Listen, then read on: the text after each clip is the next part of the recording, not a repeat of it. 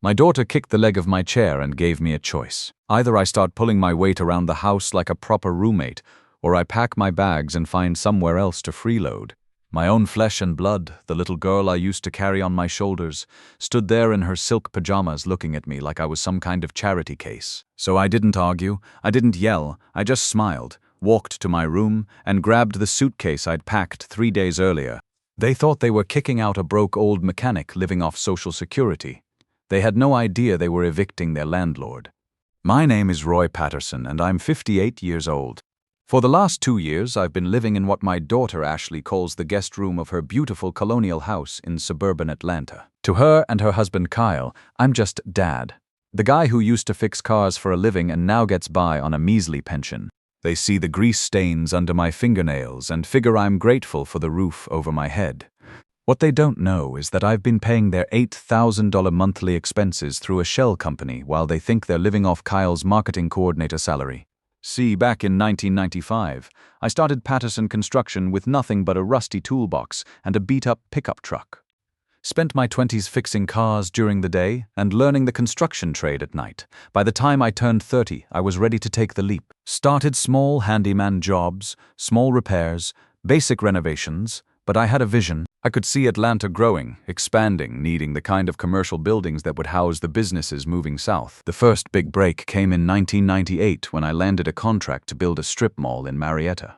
Worked 16-hour days for 6 months, slept in my truck more nights than I care to remember. But when that project finished on time and under budget, word spread. Within 2 years, I had 15 employees and contracts worth $2 million annually.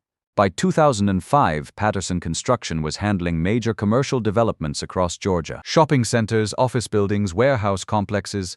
I kept my head down, reinvested every penny, and treated my workers like family. Never forgot where I came from, or the value of an honest day's work. The morning everything changed started like any other. I was sitting at their granite kitchen counter, eating a bowl of plain oatmeal, reading the business section of the Atlanta Journal. Ashley came downstairs in her designer workout clothes, already irritated about something. Kyle followed behind her, checking his phone and muttering about some presentation he had to give. Dad, Ashley said, not even looking at me. We need to talk. I folded my newspaper and gave her my attention. After raising her for 18 years, I knew that tone. It meant she'd already made up her mind about whatever she was going to say. Kyle and I have been discussing your situation, she continued, pouring herself coffee from the machine I'd bought them for Christmas. You've been here 2 years now, and honestly, it's not working out the way we hoped. Kyle nodded along like a bobblehead doll. It's nothing personal, Roy. It's just that we're starting our own family soon, and we need the space. That was news to me, but I kept my mouth shut and let them talk. Ashley set down her mug harder than necessary. The thing is, if you're going to stay here, you need to contribute more. I mean, really contribute. Not just sit around reading the paper and watching TV all day. What did you have in mind? I asked. Well, for starters, you could help Kyle with his morning routine. Make his coffee, iron his shirts, maybe pack his lunch. And I could use help with the cleaning and cooking. Basic stuff that any grateful houseguest would do without being asked. I looked at my daughter. Really looked at her. When did she turn into this person? When did the little girl who used to thank me for fixing her bicycle become someone who wanted me to be the help? You want me to be your live-in servant, I said quietly. That's ridiculous, Ashley snapped. We're asking you to pull your weight. Kyle works 60 hours a week to keep this household running. The least you can do is make his life a little easier.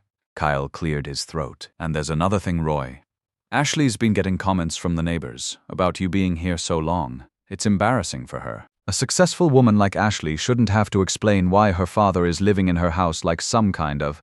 Well, you know, I knew all right. I knew exactly what they thought of me. So here's the deal, Dad, Ashley said, crossing her arms. Either you start helping out around here the way a house guest should, or you need to find other arrangements. I'm not running a charity. The kitchen went quiet except for the humming of the refrigerator. I sat there looking at these two people I'd been supporting without them knowing it. Ashley, who I'd worked double shifts to put through college. Kyle, whose car payments I'd been covering for 2 years so Ashley wouldn't stress about money. I thought about my late wife Linda and the promise I'd made her before she died. Take care of Ashley, she'd said. Make sure she learns to be strong and independent. I thought I'd been doing that by staying invisible, letting Ashley think she was making it on her own. But all I'd done was raise a spoiled brat who saw me as dead weight. "You know what?" I said, standing up and pushing my chair back. "You're absolutely right." Ashley looked surprised. She'd probably expected me to argue or beg. "This arrangement isn't working out," I continued.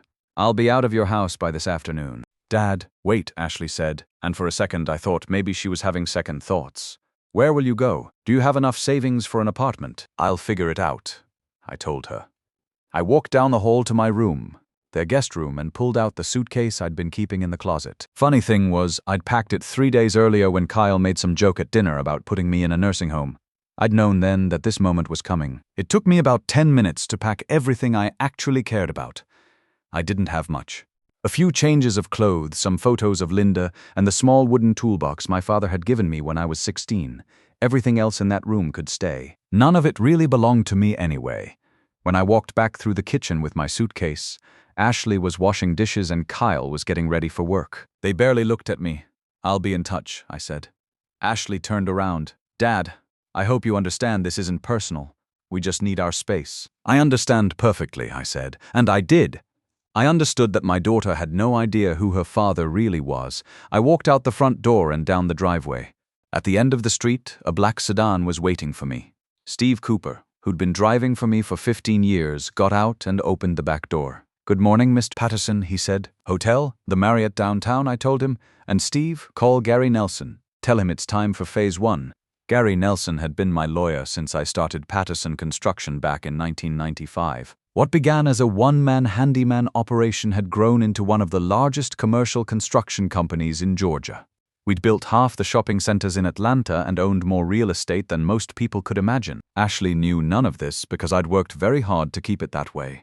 See, when Linda got sick with cancer in 2010, Ashley was just starting her career. She was proud, independent, determined to make it on her own. So when Linda and I decided to help her out financially, we did it quietly. Anonymous scholarship for her master's degree.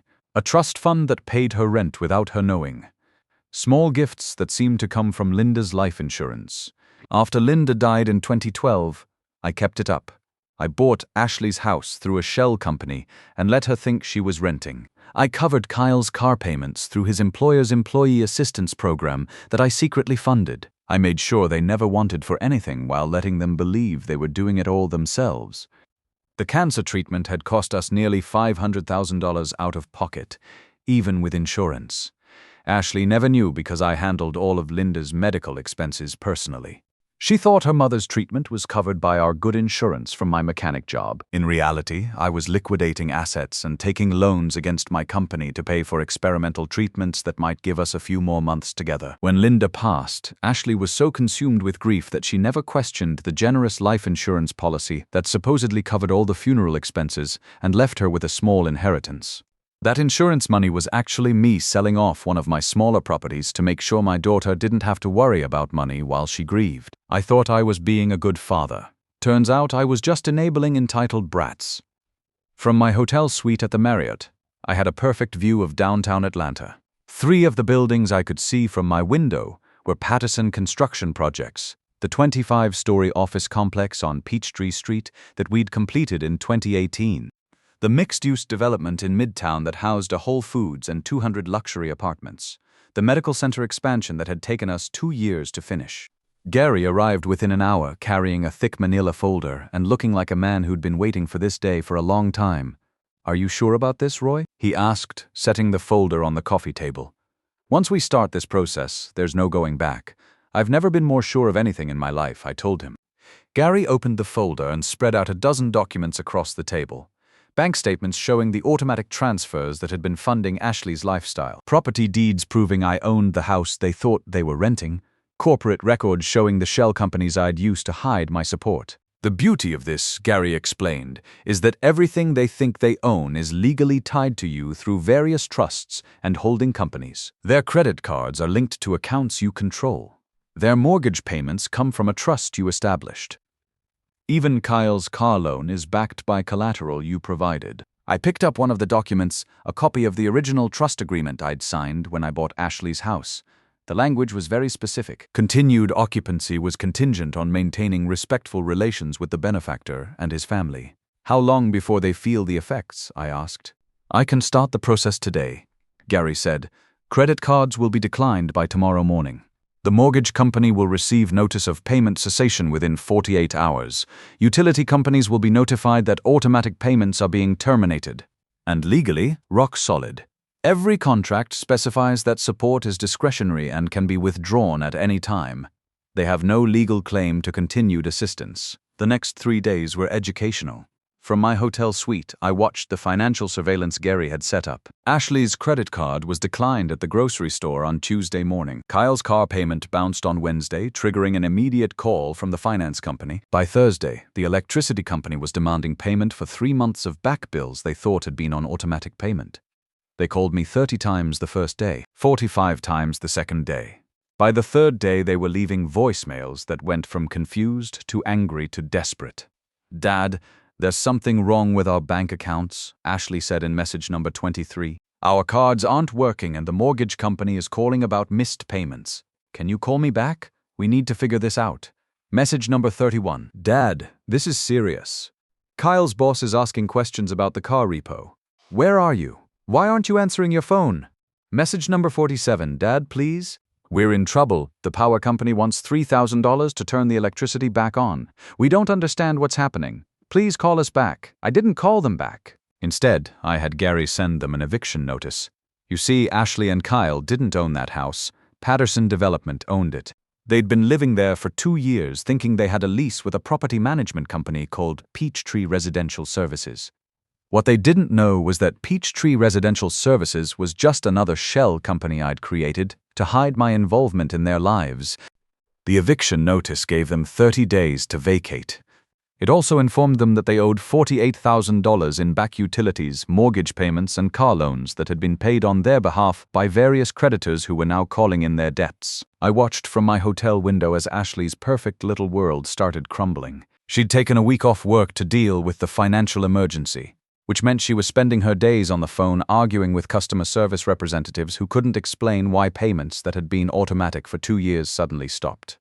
Kyle was having his own meltdown. His 2021 BMW got repossessed from the parking lot at his office, creating exactly the kind of scene he'd always been terrified of. His co-workers watched through the windows as a tow truck hauled away the car he'd bragged about for months.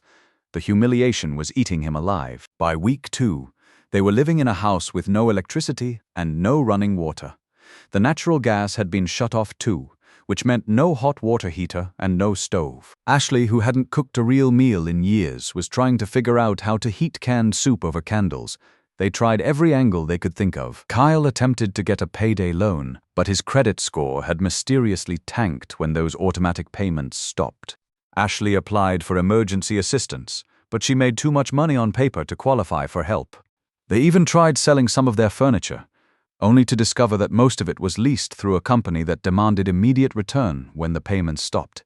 That's when Kyle made his first real mistake. Desperate to maintain some semblance of his former lifestyle, he started using the company credit card for personal expenses. Just small things at first. Gas for Ashley's car, groceries, a cheap hotel room for a night when the house got too cold to sleep in. But small things add up quickly when you're drowning. His supervisor noticed the irregular charges within a week. Kyle had always been sloppy with expense reports, but this was different. These weren't business expenses at all. When they called him in for questioning, Kyle's explanation was rambling and desperate. My father-in-law stole our money, he told his boss. He was living with us rent-free and somehow got access to our accounts. We're victims of elder fraud. The problem with lying when you're desperate is that you're not thinking clearly. Kyle's story made no sense. How does a broke old mechanic drain bank accounts he never had access to? Why would utility companies shut off service if the payments were coming from their own checking account? Within 48 hours, Kyle was fired for misuse of company funds and potential fraud. Now they had no income at all. Ashley tried a different approach. She hired a lawyer, or tried to. The first 3 attorneys she called refused to take the case once they heard she was going up against Patterson Development. The 4th lawyer agreed to a consultation, listened to her story for 30 minutes, then politely suggested she might want to reconcile with her father instead of pursuing legal action. Ma'am, the lawyer said, Patterson Construction has a spotless reputation and unlimited resources. Your father owns half the commercial real estate in Atlanta. Unless you have solid evidence of criminal wrongdoing, you're not going to win this fight. By week 3, They were living in a house with no power, no water, and no hope. Ashley had lost 15 pounds because they couldn't afford regular meals. Kyle was sleeping in his car some nights because the house had become unbearable. They were both exhibiting the hollow-eyed look of people who'd never experienced real hardship before. The breaking point came when Ashley found me. She'd hired a private investigator with the last $500 on her personal credit card. Took the guy 2 days to track me to the Marriott. Professional investigator, he knew how to find people who didn't want to be found. She showed up at my hotel on a Thursday afternoon. The desk clerk called my room to ask if I wanted to see her. I almost said no, but curiosity got the better of me. When the elevator doors opened on my floor, Ashley looked like she'd aged 10 years in 3 weeks. Her designer clothes had been replaced by wrinkled jeans and a stained sweater. Her hair was pulled back in a messy ponytail, and she had the defeated posture of someone who'd been beaten down by circumstances beyond her control. "Dad," she said when I opened the door to my suite. "We know. Know what? We know about the company. We know about the money. We know you've been paying for everything." I let her into the room but didn't offer her a seat. She stood in the middle of my luxury suite, looking around at the marble floors and crystal fixtures like she was seeing wealth for the first time. "Kyle's been doing research," she continued. "Patterson Construction, Roy Patterson, founder and CEO, net worth estimated at $18 million. That's you, isn't it?" Guilty as charged. Ashley collapsed into a chair without being invited. "Why didn't you tell us?" "Tell you what? That I've been keeping you afloat for 2 years while you treated me like hired help? We didn't know. You didn't want to know. You never asked where the money was coming from. You never wondered how Kyle's salary could cover a $4,000 mortgage, 2 car payments, and all your shopping trips. You just took it all and assumed you deserved it." Ashley started crying then. Not the elegant tears of someone looking for sympathy, but the ugly, desperate crying of someone whose world just fell apart. "Dad, please. We're sorry. We made a mistake, but you can't just abandon us." "I'm your daughter, are you?" I asked. Because my daughter would never tell me to iron her husband's shirts or find somewhere else to live. My daughter wouldn't be embarrassed by her father living in her house. "We'll make it right," she begged. "We'll apologize. We'll treat you with respect. Just please don't let them take the house." I walked over to the window and looked out at the city I'd helped build. Somewhere down there, crews wearing Patterson Construction hard hats were working on 3 different projects. Men who knew the value of honest work and treated their families with respect. "Ashley," I said without turning around, "do you know what your mother said to me before she died?" "No," she said. "Don't let Ashley turn into one of those entitled women who thinks the world owes her something. Make sure she learns the value of hard work." I turned back to face my daughter. I failed her. I failed you. I tried to take care of you, and all I did was turn you into someone who thinks money grows on trees. So what happens now? Now you learn, you get jobs. You find an apartment you can actually afford. You figure out what it's like to earn every dollar you spend, and I'll be watching. When you've proven you can stand on your own 2 feet, when you've learned to treat people with respect regardless of what you think they can do for you, then maybe we can talk about being a family again. Ashley left that day without another word.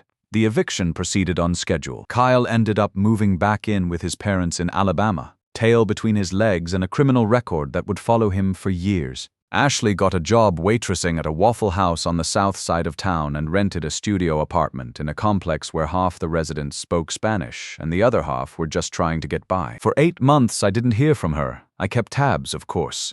Gary's investigator sent me monthly reports. Ashley was working double shifts, sometimes picking up extra hours at a second restaurant on weekends. She'd traded her BMW for a 10-year-old Honda Civic that she bought with cash after saving for 4 months. Her social media accounts, which used to showcase expensive dinners and designer purchases, now featured pictures of small victories, a tip jar that had a good day, a home-cooked meal she'd managed to prepare on a hot plate. The transformation wasn't easy. She got fired from her first job for arguing with a customer who treated her exactly the way she used to treat service workers. The second job lasted 3 weeks before she quit, claiming the manager was unreasonable for expecting her to clean bathrooms. It took 4 different jobs before she found her rhythm at that Waffle House, where an older manager named Dolores took Ashley under her wing and taught her what real work looked like. Dolores had raised 3 kids working restaurant jobs, sent 2 of them to college, and owned her own small house in a neighborhood Ashley had never bothered to visit before. She became the mentor Ashley didn't know she needed, teaching her not just how to balance plates and handle difficult customers, but how to find dignity in honest labor. Then on a Saturday morning in March, my doorman called to say I had a visitor.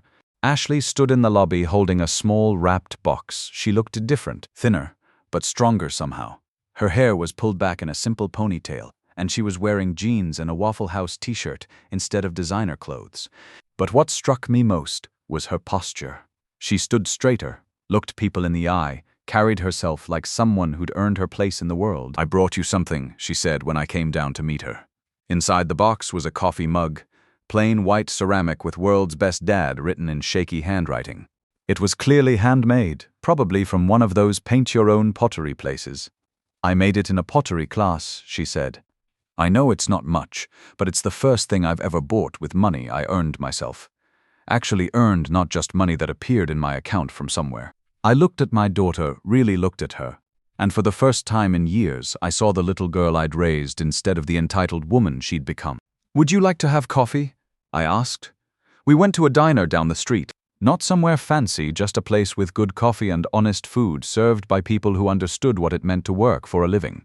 Ashley told me about her job, about learning to budget, about the small apartment she was proud to afford on her own. She talked about Dolores, about the customers who'd taught her patience, about the satisfaction of earning tips through good service rather than expecting them as a birthright. She also apologized. Not the desperate, self-serving apology from the hotel that day, but a real one. She understood now what she'd put me through, what she'd become, and why I'd done what I did. "I want to earn my way back into your life," she said. "However long it takes." It's been 2 years since then. Ashley is now an assistant manager at that Waffle House, making more money than Kyle ever did in marketing because she works harder and treats people better. She's dating a paramedic named Tony who doesn't care about designer labels and loves that she can cook him a real breakfast. They're saving up for a small house in a neighborhood where people know their neighbors' names. We have dinner every Sunday now, usually at my place, sometimes at hers. We talk about everything except money, though she insists on splitting the grocery bill when she cooks. Kyle? Last I heard, he was selling used cars in Montgomery and still blaming his ex-wife's family for ruining his life. Some people never learn. The story teaches us that real love sometimes means letting people fall. You can't buy respect or earn genuine affection through money alone. Sometimes the most valuable gift you can give someone is the chance to discover their own strength and worth. Ashley had to lose everything material to find what truly mattered, and I had to break my own heart temporarily to save my daughter's character permanently. But in the end, we both came out stronger for it. If this story resonates with you, hit that like button and let me know in the comments about a time you had to make a tough choice for someone you loved.